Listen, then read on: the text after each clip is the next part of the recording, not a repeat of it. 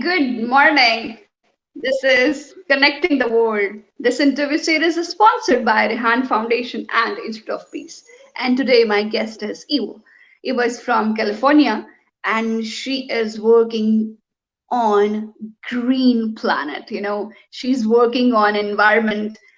She's working uh, to make our world more green, more beautiful, and more beneficiary for us. So today she's sharing screen with us. I'm very glad. So now and today we are learned a lots of things from her, and definitely we are knowing about her struggle about this because in this advance and in this era here is a lots of thing we are doing in with our environment to destroying this, using plastic, burning garbage, and etc etc etc. So I think so it's time to introduction of Eva. Okay, it's your time. Please introduce yourself, Eva. Well, it's such a pleasure to meet you. It's so nice to connect all the way across the world like this. So, thank you for this opportunity. I have been working on researching solutions, how could we best utilize our water? How could we recycle our water? How can we utilize plastics and recycle, and how to grow our own food, and how to do that the most efficiently. And I have a series on our website. It's green-places.org.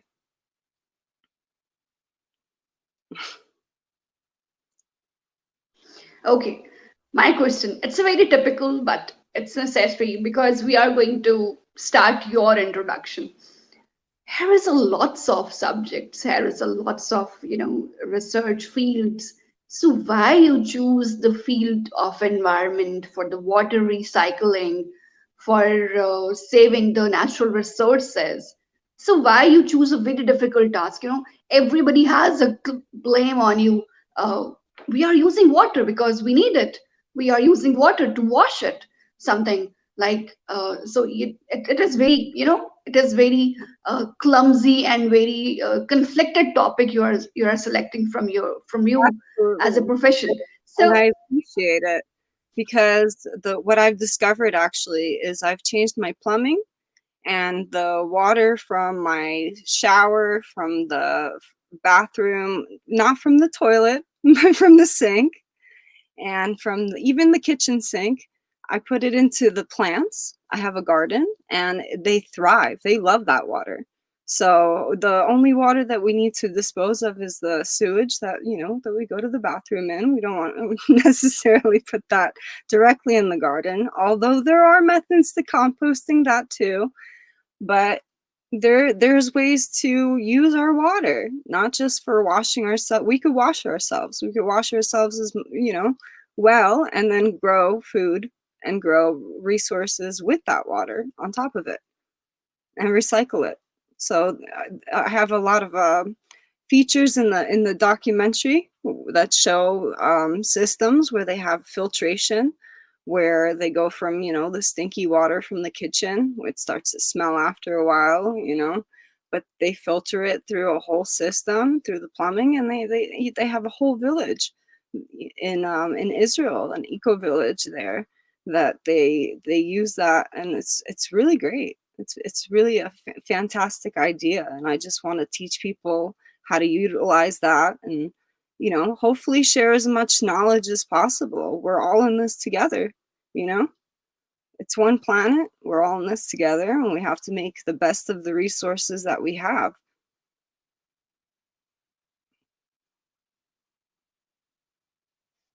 yes, and I really appreciate it to you because you are, first of all, you just apply the all terms and conditions with you, and you are following these like your kitchen water going to be your garden for growing the crops, for growing the vegetables as you are needed, your home need.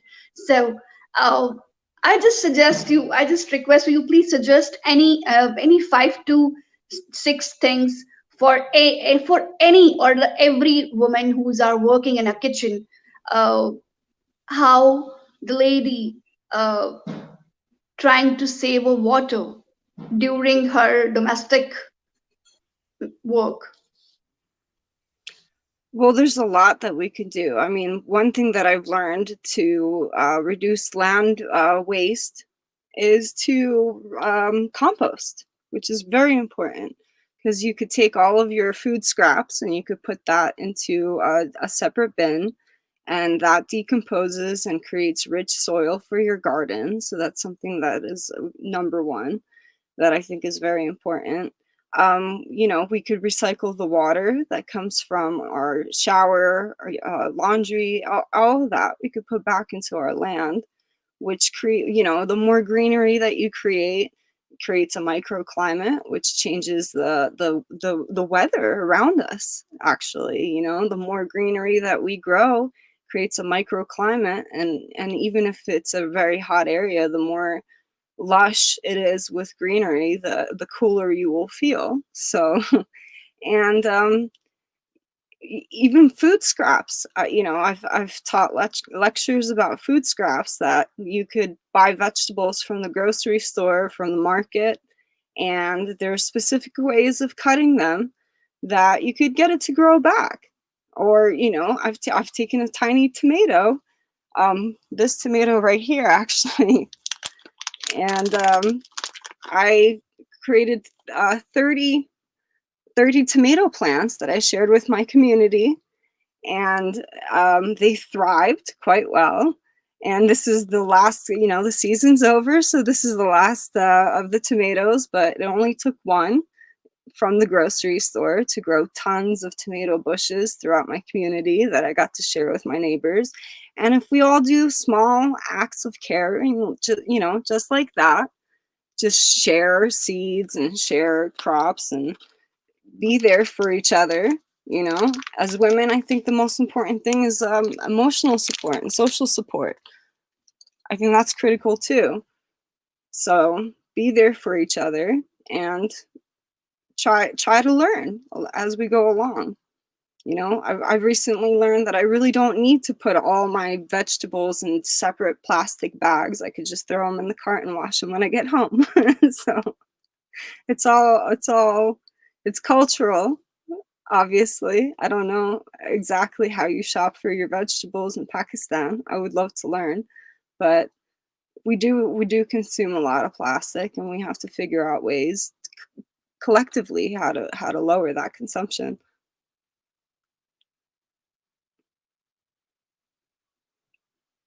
Oh, that's cool. That's very easy thing. And oh my God, I like the tomato size as well as you are growing in your backyard. Can you That believe is amazing. 30? Uh, I 30? think this is a very unique way. You just get the things, get the fruits without any pesticide spray, without any chemicals sprays over there. So this is a very good thing. I think this is a one step toward Absolutely. our healthy food, healthy things that we eat. This is very amazing thing. Okay, you know, environmental. You are the environmental activist. So first of all, as you are an interview here, what thing you do for saving our environment, for for recycling things, and how we can follow you. Well, first of all, I've been trying to research as much as possible to see what we could do as individuals and how we could save our environment. But what it really comes down to is political. It gets political because if we allow our corporations to run wild and just continue to wrap everything in plastic, it's really hard to avoid the products that we need. So we need to push forward politically, I believe personally, to have corporations take responsibility to package their products better so that we as consumers can continue to consume their products, but in a more sustainable fashion, because it's hard to tell everybody to just stop using the things that they're used on the daily basis. But I think there's a better way that we could do it. And right now with coronavirus, it's actually been hard because a lot of things are wrapped in plastic more. We've had stores that you just go in and buy things in bulk, and now it's wrapped in plastic to avoid the virus. So it's tough. It's a tough time right now. But I think that there. I mean, I've known of alternatives. There's hemp-based alternatives. There's they've made mushroom-based alternatives to packaging. So I have hopes that they'll start to utilize that more and more, and we won't have to worry about the waste as much. But I think removing our food is important from that for in that concept, because food contributes to a lot of the methane production. So just the simple act of composting your food it could make a drastic difference in the amount of methane that we release into the environment. So I think that's really important.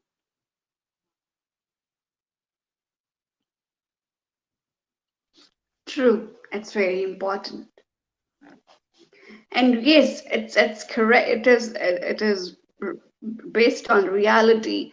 After the pandemic, after the lockdown, after the coronavirus things, we are using more plastic to cover the things. We are using more disposable mask because this is also the garbage source because we are using one time a one mask. So it's necessary to discard it. Um, have you and your companies planning for recycling the things uh like the mask, wastage mask, like the other things that we are using for the coffee cup, oh, another for other example of the other, we are going to be shopping and someone is packing the vegetables in a polythene bags as well as wrapping with the plastic sheet at all. Mhm. So how we can recycling the things that will not destroying our environment. Well, currently I'm using fabric masks, and I just wash it. And as far as vegetables, shopping for vegetables go, it was kind of strange when I first started doing it because it wasn't popular. I would just throw everything in a basket together and have them weigh them out and just wash it when I got home because I figured there were so many hands touching it from the farm to the truck to everywhere else that for me to put it in a plastic bag and pretend that it's sterile from that point forward is just kind of silly. I just put it straight in the shopping cart and I wash it when I get home.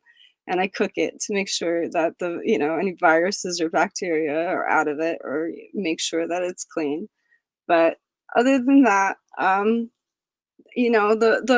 main plastics that we use, I mean, there's a huge initiative in California for recycling, so they encourage us to bring our bags back, and they've made the bags a lot thicker and they charge us for the bags, so it's not free anymore. So it's created a huge incentive for people to buy it. But it's really up to the companies. Like, we really have to reach out to the companies that are producing it because they're the manufacturers of this trash, and it's really hard to tell the consumer that they're the ones responsible for buying the trash when there's somebody making it. So I think that the people making it really need to come up with a solid response on how to take care of it.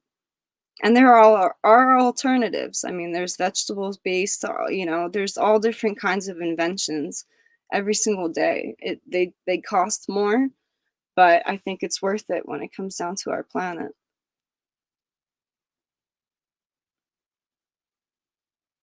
Okay, I'm just going to change the direction of the interview. So I'm just coming toward you personally, your question. Oh, as a lady, how much is difficult to you to convey this message toward your society, that you are working on environment. And in this era, nobody's considered, nobody's bothering what is environment, because we are just focusing on the two to three things. One is money, second is standard, and the third one is our luxurious life. So we are stuck for the three things. Absolutely. And that's So as a yeah, lady, as a lady, that's why I think it's very important that we reach out to the people that are responsible. I mean, it really has to take a political stance because there are a lot of ladies that are getting ahead politically. And I think that it's going to be important for us to take a stand against the production of all this trash. And we're going to have to, I mean, it's all down to the corporations. As an individual, you could do a lot, but you know, if all your neighbors are still participating and you can't change their mind, then it's going to be really hard to make a huge change. So we have to push forward and really as a lady in the past, I don't know how many years, but I've been a part of organizing some local protests. I helped organize the March Against Monsanto locally, and a lot of my peers thought it didn't even make a difference, but I think it made a huge difference because we have a much better selection of organic foods at this point. We have a lot of companies that are labeling that they're non-GMO. The companies that are GMO aren't necessarily labeling that they are GMO, but the other companies that are non-GMO, they are labeling. So I think that's progress and that stands.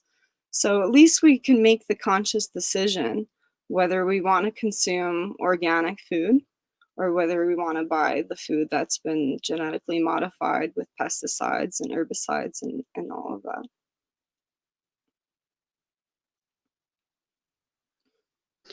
now I'm going to be come out the effect. What is the effects on our environment, on our body, if we are not going to change our living style? What what thing will happen when we are not thinking about our environment? We are not stopping uh, make lots of garbage. We are waste a lots of water for the domestic matters. In the morning, we are brush our teeth, but taps are open and the water is going down. So, uh, what dangerous thing is happening if we are not bothering, and if we will not change our living style?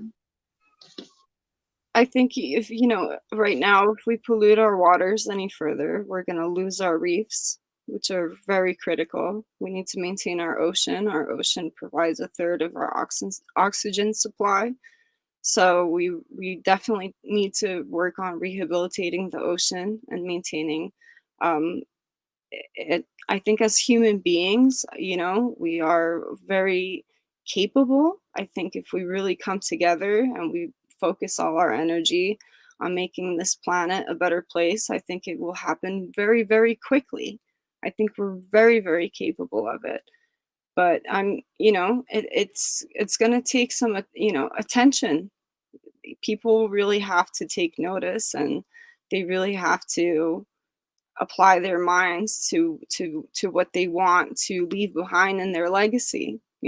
Life is very short compared to how old our planet is. Our planet has been around for a very long time, and we're in a very magical part of it because we just got the internet, we just got computers, we just got iPhones. I mean, I could never talk to you in Pakistan. When I was growing up as a child, that was not possible at all. So this is a really amazing kind of magical moment to be able to share.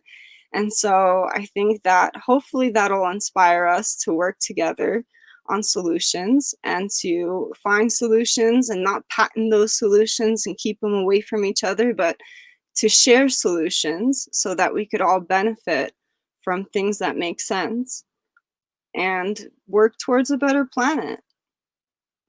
We can't survive if this planet, we don't have another planet to go to. I mean, I know there's some exploration on Mars, but as far as I know, it's not inhabitable. This is the only planet we have. So whatever everybody else's priorities are, they have to realign because this is it.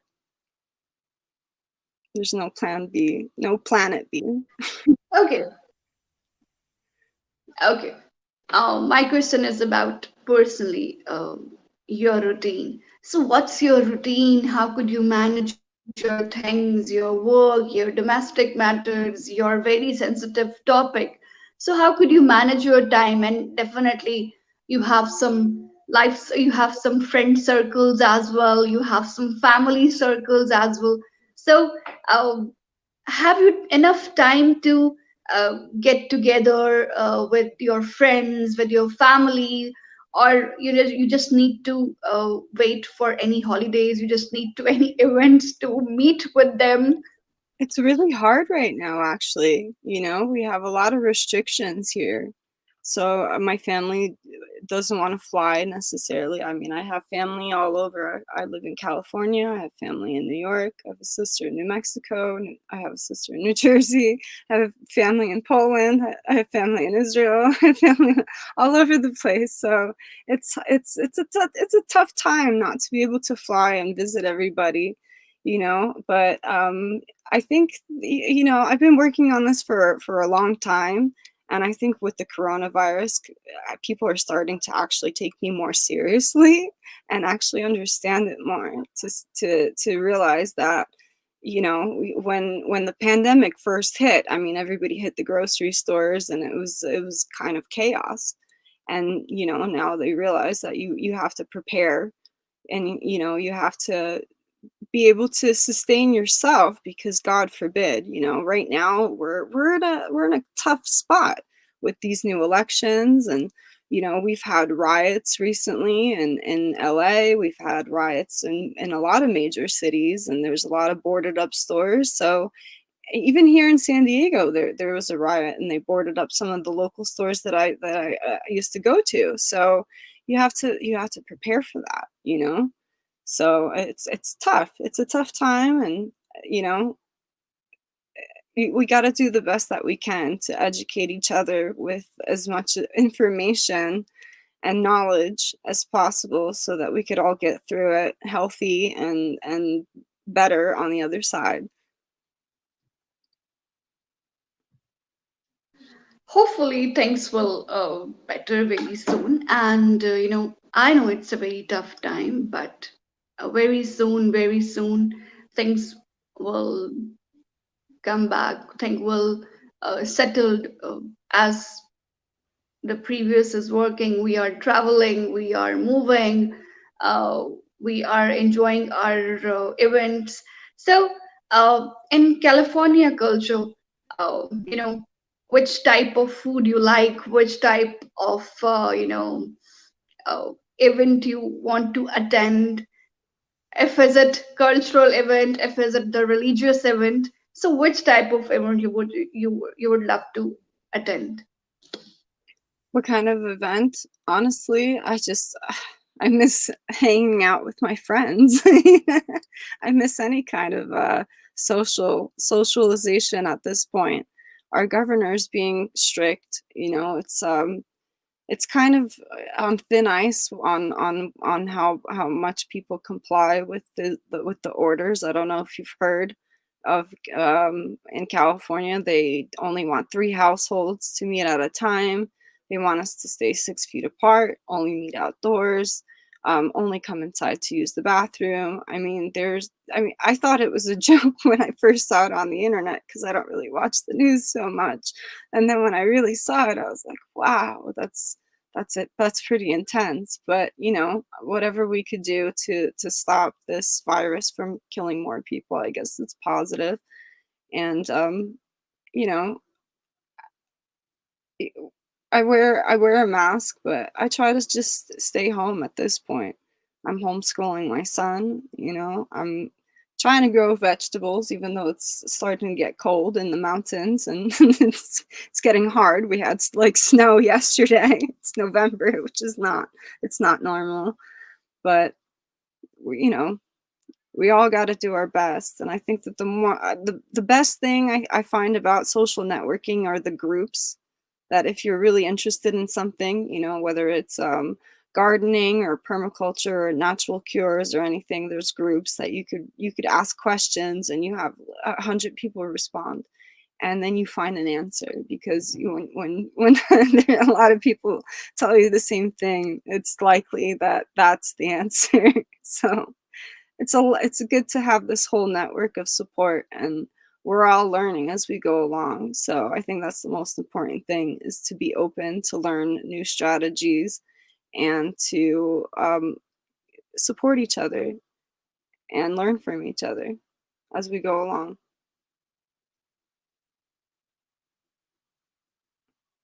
That's true. And I we are facing a little bit restriction, I know, and that's why you are you are not social. Okay. Uh, How's you the are a restrictions, foodie person or are you a how's the choosy person? restrictions in Pakistan? They seem like this. All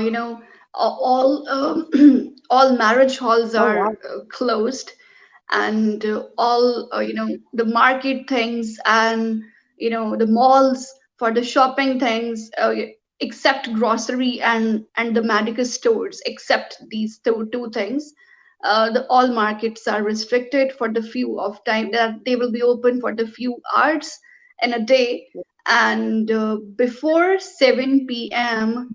all market should be shut down here. wow, So here is a little bit hard wow, that's incredible. It's interesting to see how different countries are. because it's important. Yeah, yeah, it's very interesting. Okay. Okay, I'm just asking about your, are you a foodie person or are you a choosy person? Um, kind of a little bit of both. Yeah, you know, ever since I saw how animals are treated, you know, in our meat market, I've been boycotting that. I don't eat a lot of meat because I don't want to support that. I think about it all the time, so I don't want to support that. So I guess that makes me choosy in that sense. But I do like food. I love food. I mean, I love all different kinds of I mean, there's so much variety. I mean, there's so much more to eat than meat. So yeah, but I guess I'm a little bit choosy. How about you? I am a very foodie,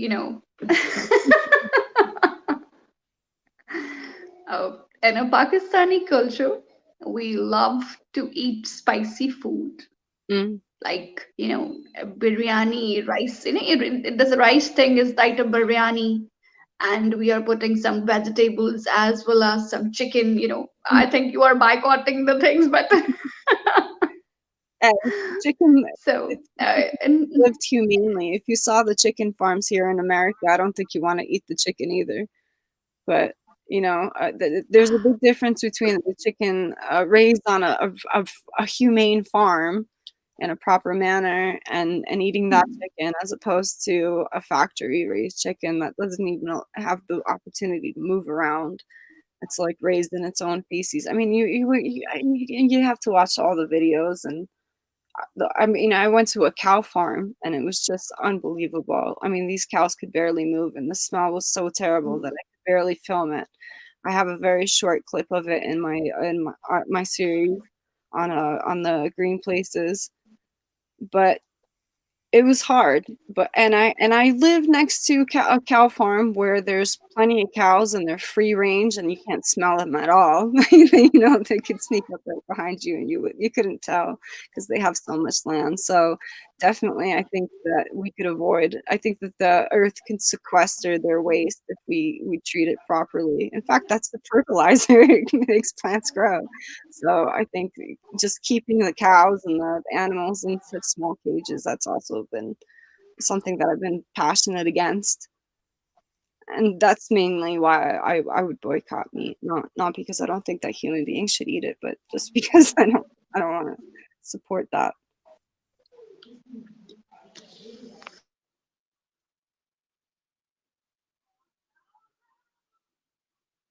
I think your microphone is off.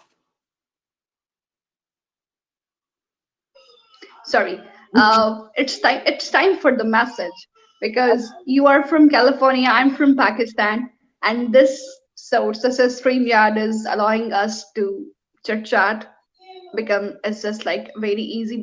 It's just like same, I'm sitting front of you and we are talking to each other.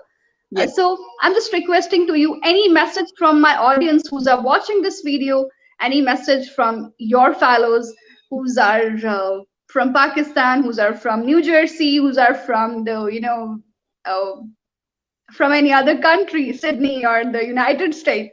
So please, any message from them. Okay.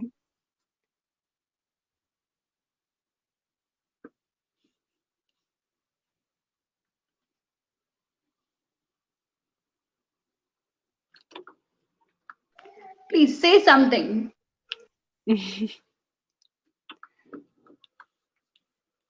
To them or from? I'm sorry. Yeah, to them. Any message to Oh, them. oh, You're just oh, yeah. I love my friends, and I wish I could talk to them more frequently. I'm bummed out that this coronavirus is preventing me from being able to travel and see everybody and be able to spend time with my friends. But hopefully, we could spend more time online together and utilize technology more to chat. So, to all my friends, that want to chat, I'm open. I'm not always available. I'm not going to be able to chat with everybody, but I'm open to chat. And it was really wonderful to chat with you. It's wonderful to connect, from across the world. You know, I mean, literally, almost on the opposite side of the planet. So it's pretty amazing. Thank you for having me. thanks to you for your time, for sharing your views with us, for guiding us about the environment, about the things we need to do for our environment, for our earth. So take care. God bless you. Bye. You too. God bless you. Good night. Bye. Well, good morning to you. Good night to me. Oh, good morning from me and good night. Good night to you. And good morning to you. Thank you. Thank you. Bye. Bye. Have a sweet dream. Thank you, everyone. Thank you for watching this video and showing your interest through messages, comments, and emojis. So, take care. God bless you. Please share this video in different groups. This interview series is sponsored by Rehan Foundation and Institute of Peace. Bye. Take care. Have a good day.